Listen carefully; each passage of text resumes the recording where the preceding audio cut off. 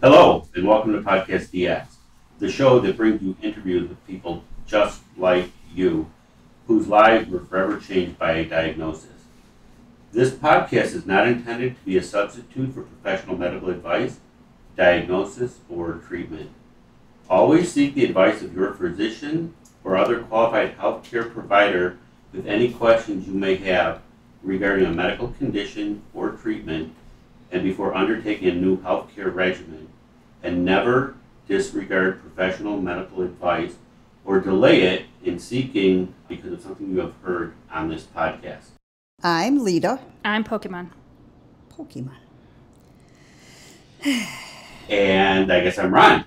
I am one of the co-hosts and also today's guest. Yes. Yay, Ron. Collectively, we are the hosts of Podcast DX and Ron. We will not make you ask questions as well as answer them today because that would be a whole different theme show under DSM-5. I do appreciate that. Thank you very much. Mm-hmm. The topic for today is rather complex, so bear with me a moment. The actual injury we will discuss is a brachial plexus avulsion, and the secondary topic is living a full life with any type of disability. From handling bullying as a child to searching for a job as an adult, the first brachial plexus is a network of nerves that sends a signal from your spinal cord out to your shoulder, arm, and hand. That's correct. It's a bundle, or like Jean said, a network of nerves, starting at C5, going down to T1. So it's C5, C6, C7, C8, and T1. There are 5 of them coming from the spinal cord, going out through each shoulder, down to the arm and the fingers. They connect and they run all the way to the fingers, and they separate and rejoin as they do this. So they'll be like opening up, closing back together. It's a nerve bundle.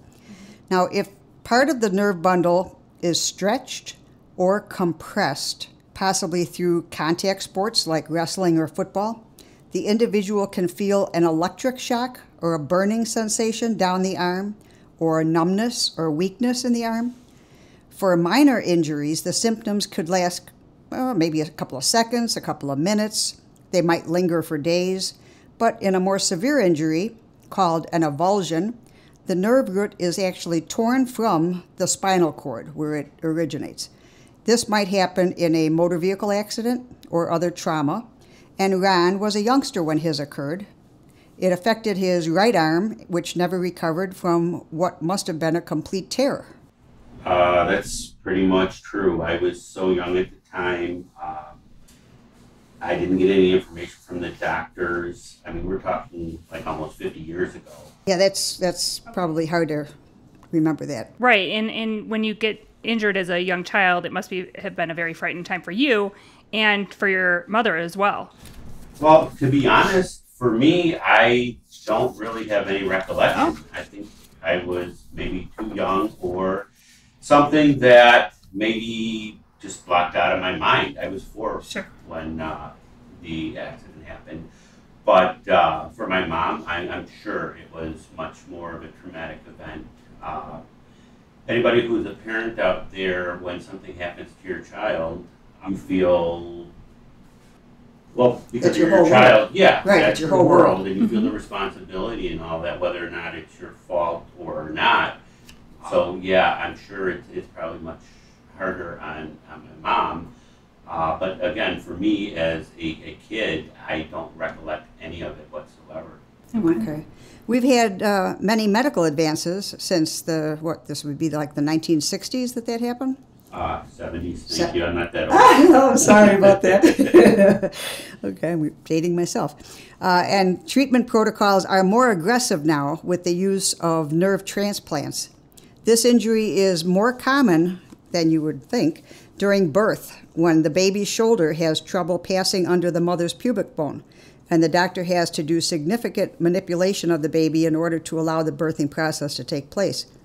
The resulting injury is called Erb's palsy. Depending on the severity of the injury, it can also be a lifelong detriment, or it could clear up on its own in time, or with the new surgical procedures and techniques like nerve transplant. That's right. Obstetrical brachial plexus injuries happen about 4 out of 1,000 births. So it's common, but it's not all that common. And parents probably don't even hear about it unless it happens to their child. Breech deliveries force babies' arms to stretch up over their head during birth, and that can be one of the causes. That's pretty interesting. I'm sure that the new mothers out there or mothers-to-be are going to be thinking about this right now. Yeah. And of course, we know that the brachial plexus injuries can happen during contact sports like football, hockey, and wrestling. Or even high jumps. Oh, yes, high jump. The only data I could find was dated 1990s, where it was reported to be the most common injury during contact sports, with 2.2 per 100 players incurring this injury during their time playing sports. And that's across the board. That's all sport players, from youngsters up to professional athletes. When the injury occurs, the athlete feels a sharp burning or stinging pain, hence the common names burner or stinger, radiating from the supraclavicular area down the arm to the hand. This is accompanied by numbness or tingling of the upper extremity. I think everyone's felt something comparable to this at some point in their lives if they've ever hit their elbow. Right. Sharply, and you feel that stinging, tingling, painful feeling, and that's the nerve being hit at that point. There are actually several forces at work when a youngster has a traumatic accident. On the plus side, because the nerves and muscles are still developing, there's always a chance for some recovery with just given time and possibly with physical therapy. Also, if the incident occurs very early on, the child may learn to adapt well with this, and automatically, without even realizing that there's maybe a deficit or something, they'll just be able to adapt and learn around it. And if it's all you've ever known, well, then it's your own level of normal. And Ron, I think that is what you're saying. You were saying before the show that you're used to it. Well, yeah, that's right. Because the accident I had happened so long ago and I was so young, I never really learned how to do something another way. I grew up learning how to do the things that I do, which we'll be getting into in a little bit, but I learned how to do them the way I learned how to do them. So that was my normal. But it's a lot different for people who are older that have to adapt. Yes, that becomes their new normal, but the older you are, the more you're used to doing it one way, then you need to change what you're doing to a different way to adapt to whatever happened. A lot of times that becomes much more difficult for people because they have to relearn how to do something. Right. Right. So your injury, because it was so young and it resulted in atrophy of your right arm, you just adapted to life without it. And because it happened so young, you really didn't even realize that it was there or wasn't there and what you might have been missing. Is that right? Right. I wouldn't even call it adapting because I didn't know any other way. You know what I mean? I guess you could say it was adapting, but because I didn't know any other way, this is just, hey, this is how it works for me. Right. Well, as a youngster, did your friends or family members ever treat you differently? Were you ever bullied, or were you just one of the guys? Looking back, family-wise, no. Always the same. Always encouraged to do stuff. I've always played sports as a kid growing up. I was actually playing baseball, softball and league baseball until my mid-30s. I played a lot of different sports. I never really had that from my family at all. And from kids growing up, I guess if I look back, there probably was some, but because I was doing a lot of the same sports and activities as my peers and my friends, I didn't look at it that way, or I wasn't getting as much as some people may have been getting. Okay. And no matter what happened, you persevered and you've kept your positive attitude throughout. And I'm sure your family had a lot to do with your attitude and always looking, to succeed. And that's, obviously their support is extremely important. Oh, absolutely. My family's been great. I never, ever had things given to me differently or told I couldn't do something for fear I'd get hurt or no, you shouldn't try this. Or I was always encouraged, or maybe not encouraged, but I was, my mom and my family would always be behind me when I decided to do stuff. Never surprised when I tried to do something new or different, but always encouraged to do so. Yeah, my family's been great my whole life. I know that some of the sports you've participated in, scuba for sure, since you're a part of the Dive Hard organization, and baseball, golf, and lately archery. Has it been any easier the last 30 years compared to the first 20 years of your injury? The American with Disabilities Act of 1990, that might have been having a benefit for your pursuing sports? To be honest, the ADA really has not been an issue for me, one way or the other.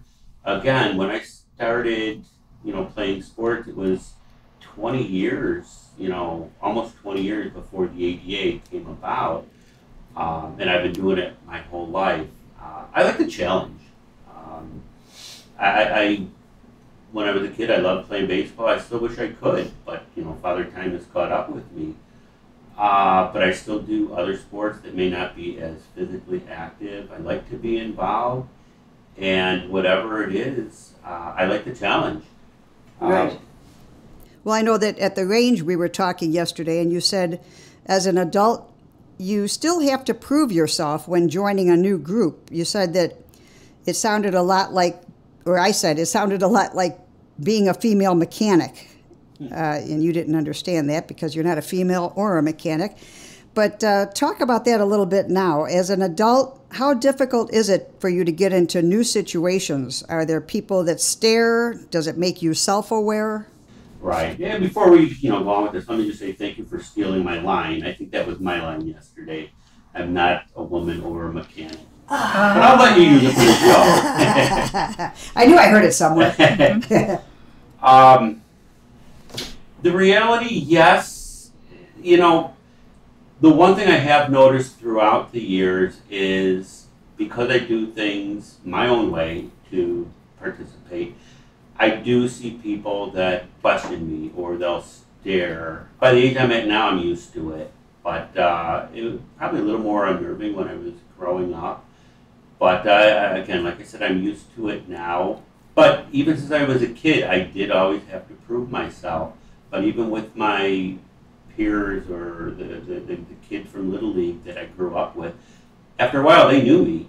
But when I started playing against other people that didn't, or when we played in travel leagues, or we did, other things where people didn't know me per se, yes, and I always had to prove myself again because they're always looking at me out there who's doing things differently than them.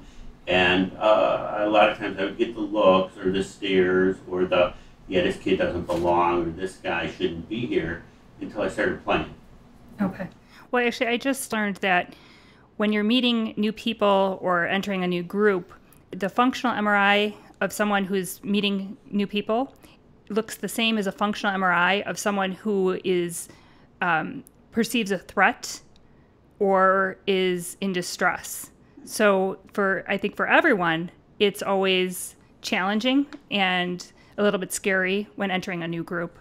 And it's just interesting that, it can be hard for anyone. And I know that when I was using a wheelchair, I often felt that people always wanted to help me, even if I didn't need help or I felt like I could do something on my own. And I oftentimes felt conflicted. Sometimes I needed help, and other times I just wanted to be able to do things on my own. And I had difficulty finding the words to actually let someone know that I'm okay, I can handle something, and I'm okay and I know what I was doing. Do you ever feel uncomfortable asking for help, or would you rather do things on your own until you can acquire the ability or something like that? That's an interesting question. I'm pretty stubborn in that sense that, I like to do things independently. I will ask if I can't or it just becomes too difficult, but there really isn't much at all that I can't do because, again, I find a way to do it. Mm-hmm. And there are people out there with all good intentions, sometimes want to help or whatever. Sometimes it's difficult to not accept the help or, I don't know. I'm just so used to doing things myself. Okay. Your recent challenge is a personal one, and that's archery. I know you're working hard to improving your stance and your breathing. What is the hardest part of your current challenge? Well, you are an archer from the past, so you kind of understand this sport. And every little part of your stance, every little part of your posture, every little part of your release, it impacts where your arrow is going to wind up. So right now, I think the biggest challenge I'm having is consistency with all the little minute aspects of the sport. As you're aware, I'm shooting at a target that's 50 meters, 55 yards from where I'm standing, and the bullseye is about half the size of a compact disc. So trying to hit a target that small from that distance, precision and accuracy is paramount. So any little change in posture or release can affect the arrow where it hits the target. So it's getting that consistency with every aspect of eventually releasing the arrow. Okay, and I think those of us who have fired at a range with weaponry, we kind of understand that, where even like the slightest variation in your breath can affect where you hit on a target. And if any of our listeners have any tips or tricks or suggestions, we'd be happy to hear them and pass them on to Ron. And I know I won't be at the archery range anytime soon. I was almost never made it into this world when a stray arrow almost got me when I was still in my mom's belly. So yeah, a little bit of a fear there. Yeah, we won't be dragging you out there. I want the parents at home to realize that it's only a disability if you let it become one. I know it's simplistic. I don't mean to be shallow regarding anyone's feelings, but I think it's okay to let your child stumble just like any other child that will as they're growing. You don't need to be overprotective. You can let the child learn and adapt. You can give guidance and support and be there when they need you, but don't be so overprotective that they can't grow and learn for themselves what will work, what won't work. Is that what you were trying to say, Ron? Yeah, it's funny that you put it that way. I just recall when I was a child, one of the parents, the kids playing Little League, actually told my mom that she was surprised that my mom was allowing me to ride a bike. Exactly. Mm-hmm.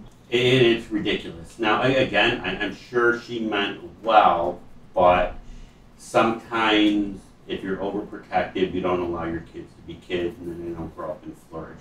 Right. Well, we heard about a quad amputee who had a bike modified from ride to recovery. Yeah, and he was injured. The gentleman was injured in the military and had to have all 4 limbs amputated. And he actually he works I don't know exactly how the motion works, but he's had adaptations made to the bike, and when his first time out on the road, he fell over and was in a ditch. Out. Yeah, wiped out. Yeah. And they went to him and they said, "Oh, are you do you not want to try this?" And he said, "Oh no, let's go, let's try it. You got to get out there, you got to try it, and adaptations can be made for anyone." Oh, absolutely. I remember I used to take some of my students adaptive water skiing with a group that provides beach sports and water skiing for people that can't walk. And one of my students who was water skiing on the lake up in Twin Lakes, Wisconsin, wiped out. Yeah. And everybody's freaking out. Oh my God. And we got the girl up. We got her back onto the ski boat, and she was laughing. And everybody's like, "What are you laughing for?" She's like, "I'm having fun." Yeah.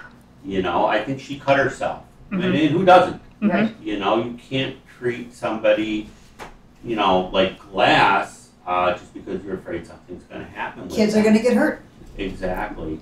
But it's great nowadays. There's a lot of organizations that are out there that have opportunities, if you will, both for sport and for other sorts of leisure that weren't around many, many years ago.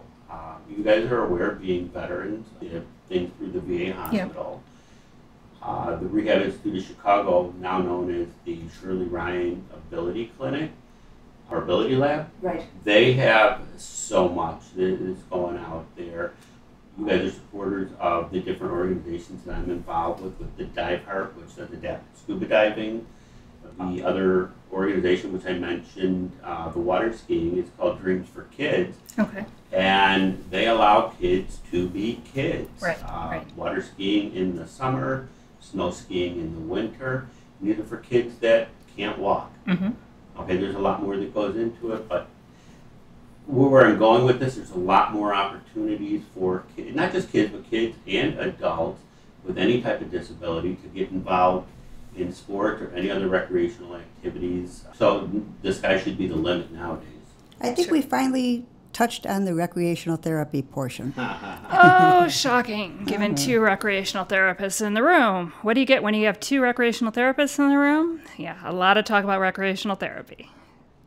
And they will tell you that anyone can do anything. What's so strange about that? Yeah. Anything that's out there, there's always a way to modify it Right. for somebody to participate in. And that's what Lita and I went to school for. And I believe we both still believe wholeheartedly in this. And the way I got involved had nothing to do with my disability, although having a disability, it's kind of helped me to help others.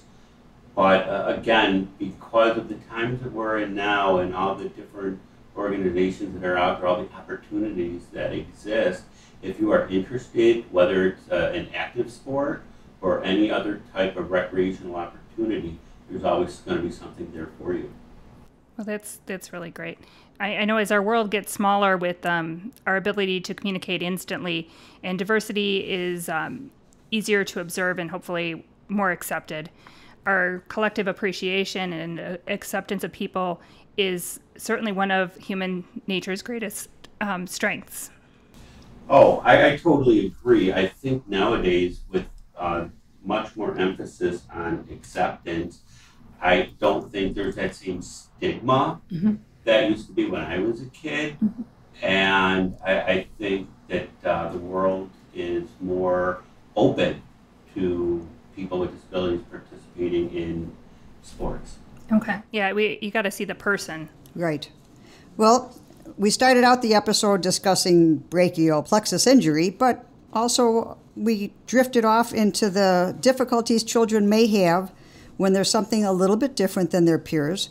But we celebrate those differences. We stand in support of anyone with a physical, mental, or emotional challenge, and we hope our listeners will do the same and help those in their lives to also do the same. When they need help or when they ask for it. If they need it, Yep. be there for them. All right.